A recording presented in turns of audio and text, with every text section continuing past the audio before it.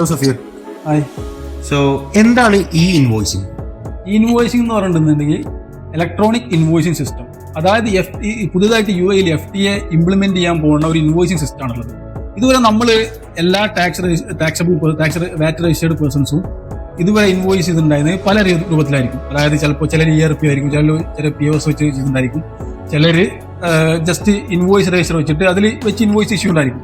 അപ്പൊ ഇനി മുതൽ അതെല്ലാം യൂണിഫൈ ചെയ്തിട്ട് ഇനി ഒരൊറ്റ സിസ്റ്റം ഉപയോഗിച്ചിട്ട് മാത്രമേ ചെയ്യാൻ പറ്റുള്ളൂ. അതായത് അക്രഡിറ്റഡ് സർവീസ് പ്രൊവൈഡറിന്റെ അടുത്തുനിന്നുള്ള സിസ്റ്റം അവർ അസൈൻ ചെയ്തിട്ട് അവരടുത്ത സിസ്റ്റം വെച്ച് മാത്രമേ നമുക്ക് ഇൻവോയ്സ് ചെയ്യാൻ പറ്റുള്ളൂ.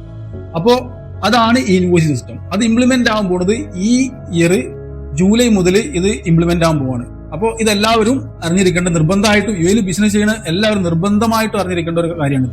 അതായത് ഇതിൽ regardless of tax registered or not registered, ഇത് completely depends on the business.